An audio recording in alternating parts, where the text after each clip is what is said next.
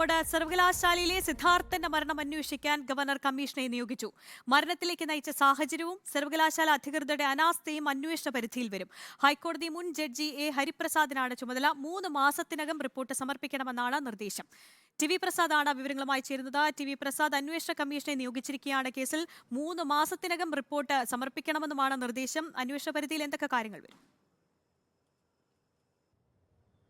Arya, Pookode veterinary കോളേജിലെ സിദ്ധാർത്ഥിൻ്റെ മരണത്തിൽ ഒരു അന്വേഷണം കൂടി ഇന്ന് പ്രഖ്യാപിച്ചിരിക്കുകയാണ്. സർവകലാശാലയുടെ ചാൻസലർ എന്ന നിലയിൽ ഗവർണറാണ് പ്രത്യേക അന്വേഷണ കമ്മീഷനെ നിയമിച്ചത്.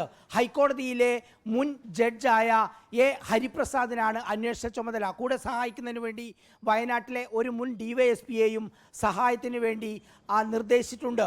ഇതിൻ്റെ ഭാഗമായി സിദ്ധാർത്ഥിൻ്റെ മരണത്തിലേക്ക് നയിച്ച കാരണങ്ങളും എന്തൊക്കെ വീഴ്ചകളാണ് കോളേജിൻ്റെ ഭാഗത്തുനിന്ന് ഉണ്ടായതടക്കമുള്ള എല്ലാ കാര്യങ്ങളും 3 മാസത്തിനകം അന്വേഷിച്ച് റിപ്പോർട്ട് നൽകുക എന്നുള്ളതാണ് പ്രധാനമായും കൊടുത്തിരിക്കുന്ന നിർദ്ദേശം.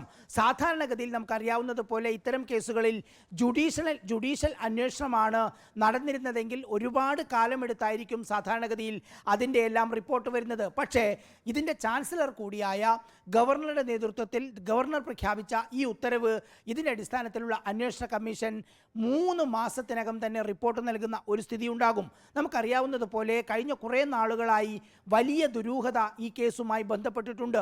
കോളേജിലെ ഡീനിന്റെ പങ്ക്, മറ്റ് അധ്യാപകരുടെ പങ്ക്, നിരവധി വിദ്യാർത്ഥികൾ ഇങ്ങനെ റാങ്കിങ്ങിന് ഇരയായി എന്ന് പറയുന്ന നിർദ്ദേശം നൽകിയിരിക്കുന്നത്.